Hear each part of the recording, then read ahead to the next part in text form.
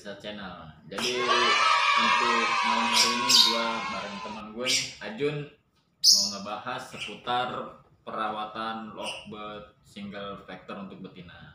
Jadi jangan lupa disimak ya untuk video kali ini. Jadi gimana nih Om? Apa kira-kira yang mau kita bahas dan apa yang mau dipertanyakan untuk malam hari ini Om? Gini, saya sih bukannya mau bertanya ya, maksudnya saya mewakili daripada teman-teman nih yang pada bertanya. Mungkin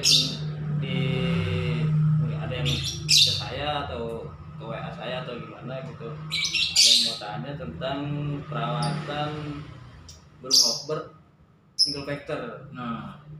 Katanya dalam melihara burung lovebird, Om ini cenderungnya kemana, atau ke betina atau ke jantan, katanya gitu. Gitu. Kalau untuk saya cenderungnya, untuk saya pribadi sih ya, saya kebanyakan ngerawat itu burung betina Om.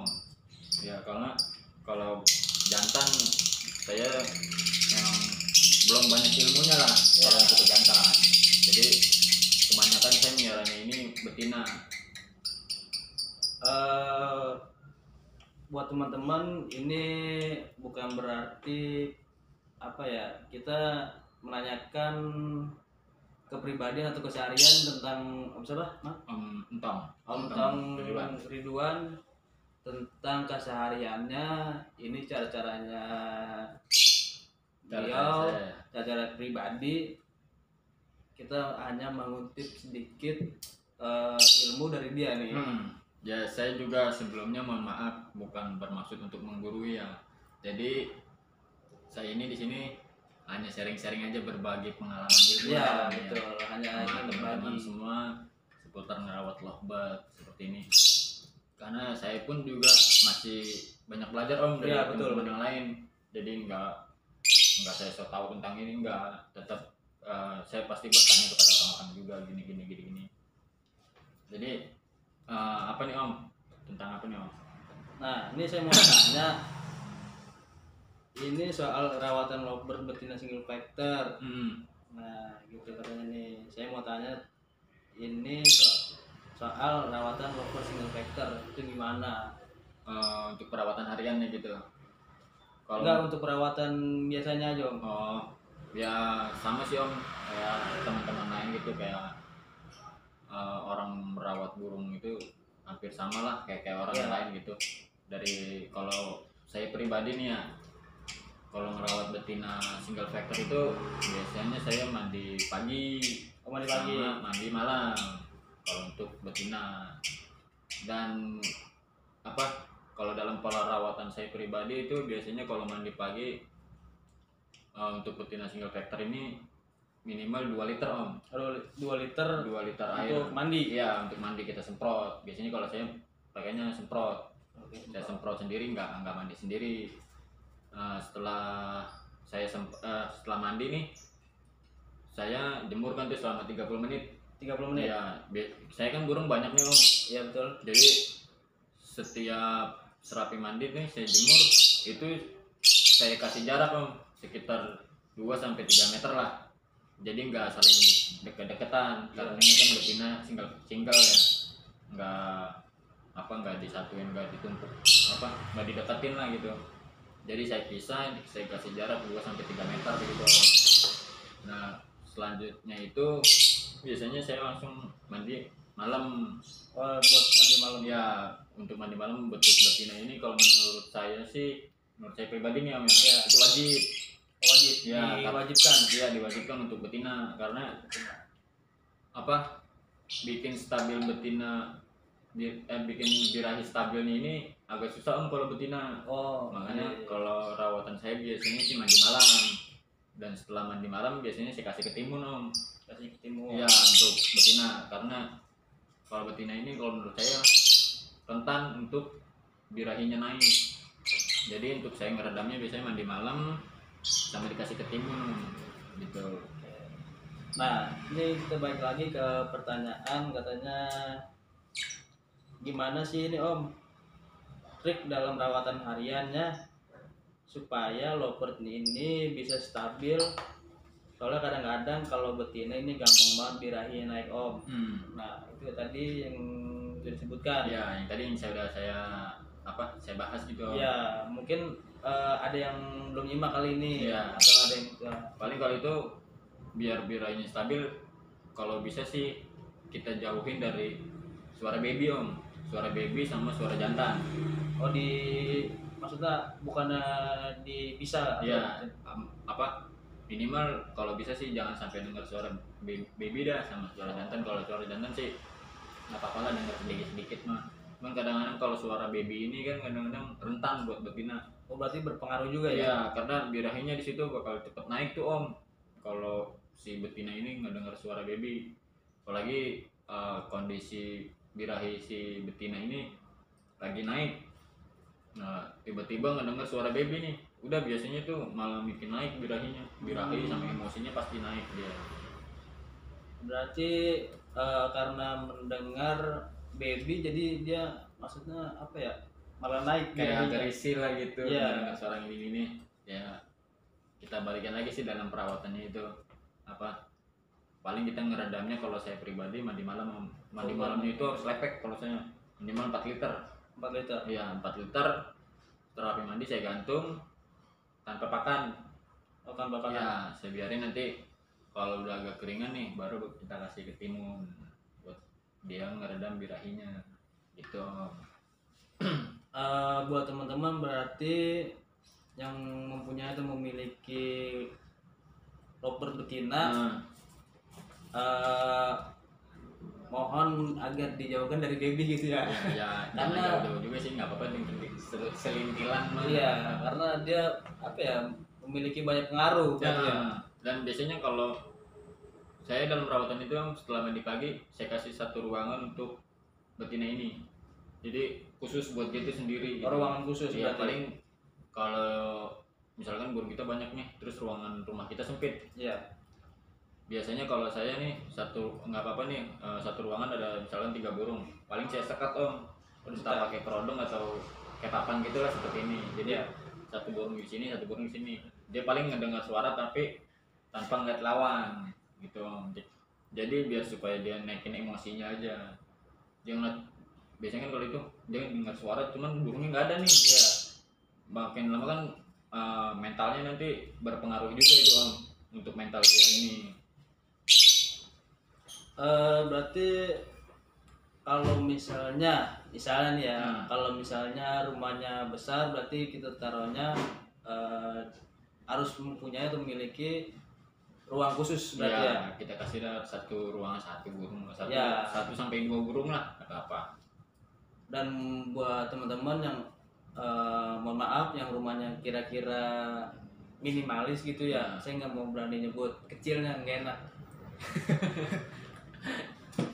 Tadi udah dikasih triknya, cara gampangnya disekat aja ya? Nah, disekat aja. Sekat.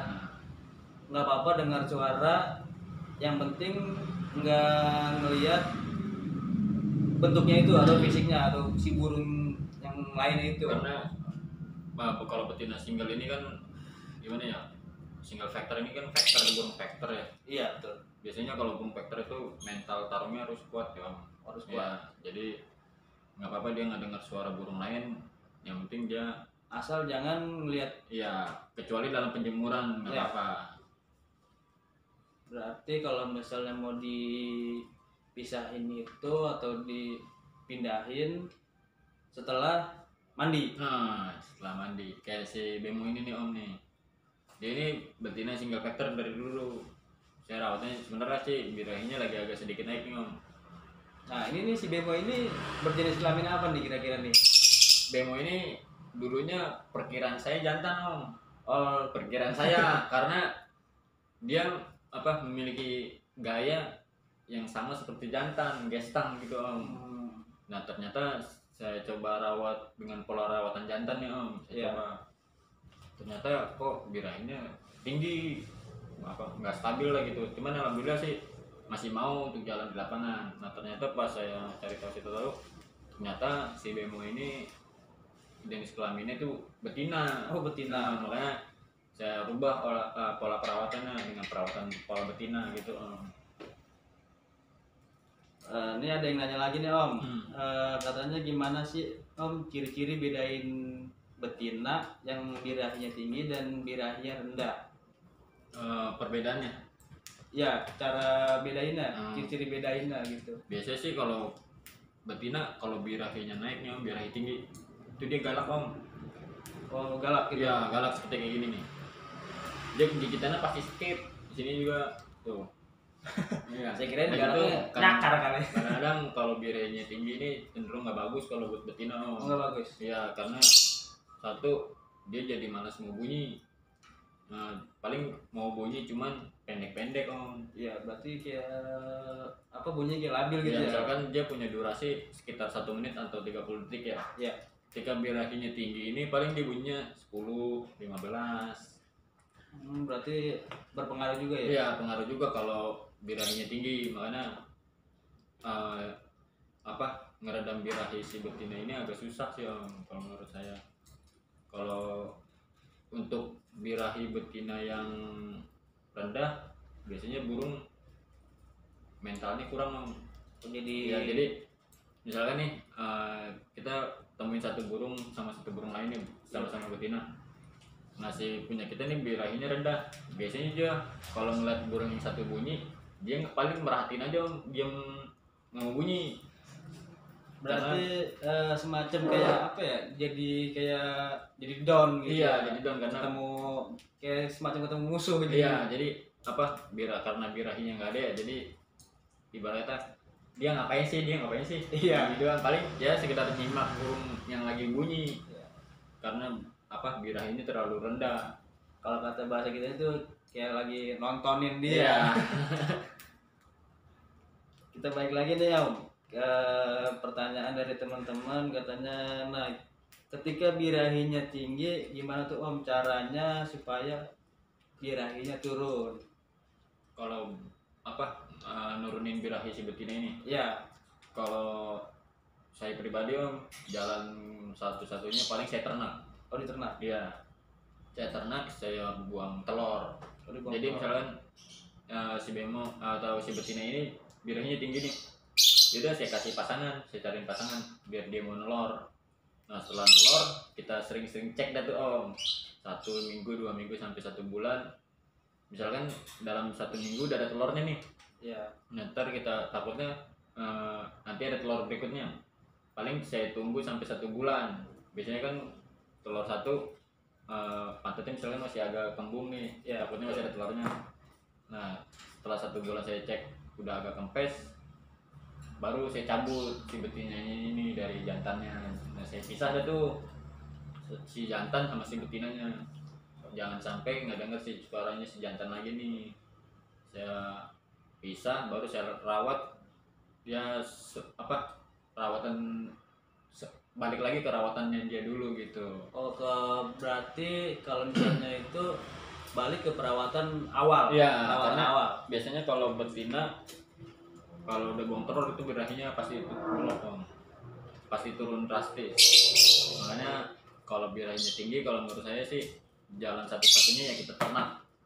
Karena kalau betina udah over birahi ini nuruninnya susah Om. Agak susah. Iya kalau kita rawat walaupun kita rawat konsisten ya bisa sih, cuman prosesnya mungkin agak lama. Sama juga sih kalau kita buang telur juga prosesnya agak lama. Nanti setelah buang telur kan selama 1 bulan tuh, terus kita rawat lagi selama 1 bulan sampai 2 bulan lah biar lemaknya ini hilang gitu. Berarti kalau misalnya mau nurunin birahinya itu maksudnya ini cara gimana ya? Cara urgennya ya? Iya, cara instannya lah. Ya, cara instannya buang telur. Iya, saya buang telur. Nah, saya udah pernah nyoba nih Om dalam pengalaman saya ini. Burung saya ini si betina ini birahinya over banget nih. Saya coba rawatan biasa, ternyata nggak mau turun juga birahinya Om. Saya coba tanya-tanya ke teman-teman, oh ternyata seperti ini. Jadi saya coba terapin, alhamdulillah sih bisa gitu. Jadi saya belajar juga dari pengalaman saya pribadi sendiri sih. Berarti maksudnya pernah nyoba-nyoba gitu Iya. ya? Pernah nyoba-nyoba juga dan sering-sering bertanya juga pada intinya ya? Karena apa? Saya juga masih belajar sih Om. Masih belajar? Iya, enggak. Jadi di sini maksudnya saya ini bukan bermaksud untuk menggurui ya, karena untuk pengalaman pribadi saya sendiri dalam merawat lovebird itu seperti itu. Betul, betul. Karena kalau kita nggak bertanya, menurut pepatah sesat di jalan. Betul, betul. Karena kalau misalnya untuk apa ya, maksudnya cara pemeliharaan ini kan kita nggak bisa, bukan kayak piara burung yang lain. Iya. Sekedar kasih makan, mandi asal-asalan udah. Dan satu lagi sih Om, menurut saya, kalau dalam merawat robot ini jangan ntar gue perawatan seperti ini ngikutin ini, ntar diubah lagi perawatan seperti ini. Kalau kita sering berubah dalam perawatan itu nggak bagus juga Om. Nggak bagus. Iya, jadi kan kembali lagi ke diri kita masing-masing. Iya. Perawatan yang menurut kita benar, ya udah coba kita jalanin. Dicoba dulu berarti. Iya, karena semuanya itu kan nggak ada yang instan. Kalau kita mau instan ini, ya tinggal beli burung mahal aja kan bisa. Iya. Cuman kan balik lagi faktor satu pasti kan soal Ya, materi, ekonomi. Yang kedua, kita juga kalau beli burung yang ibarat yang udah bagus, kita nggak bisa menikmati prosesnya Om. Betul, karena yang bagus itu karena bisa turun. Iya, karena apa, kenikmatan prosesnya ini kalau kita sampai berhasil itu lumayan sih Om, menurut saya. Lumayan puas lah daripada kita beli yang harga sampai puluhan juta, ratusan juta gitu ya kan. Memang kita langsung punya burung bagus, cuman di situ kita nggak bisa ngerasain atau menikmatin prosesnya itu Om. Ya betul. Ya semacamnya kayak apa ya, ada sih teman gitu berani beli burung mahal, emang sih bagus Om, bagus, tapi ada problem sedikit, dia bingung jadinya. Iya, karena belinya itu langsung instan. Iya. Jadi kita nggak tahu ilmunya. Nah, kan ini anak kita ngerawat, kita bisa tahu karakternya dia, kita bisa tahu ngatur birahinya dia seperti apa. Jadi kalau misalnya ada kendala-kendala sedikit, kita udah tahu, udah paham. Ini dia kenapa ini gitu. Jadi kita bisa ibarat kata apa ya, bisa mengobati sendiri lah. Contoh kayak saya punya si Bemo. Dia ini memang sih saya dulu beli punya teman saya. Dari teman saya melihat burungnya ini unik gitu. Saya beli waktu pas ketika beranjak dewasa. Nah, saya beli. Nah, seperti ini Om. Ini kan karakternya kayak seperti jantan banget tuh ya, gesang gitu. Nggak tahunya ternyata dia betina. Mana ketika saya bawa dia ke gantangan ini, seperti jadi kayak apa ya, suatu tontonan jadi di gantangan Om, karena dengan gayanya dia yang unik. Iya. Kayak menarik simpati mata orang gitu. Iya. Karena karakter dia pribadi ya kayak gitu. Dia yang bikin, bukan kita yang bikin, bukan kita yang buat, memang karakternya dia seperti ini.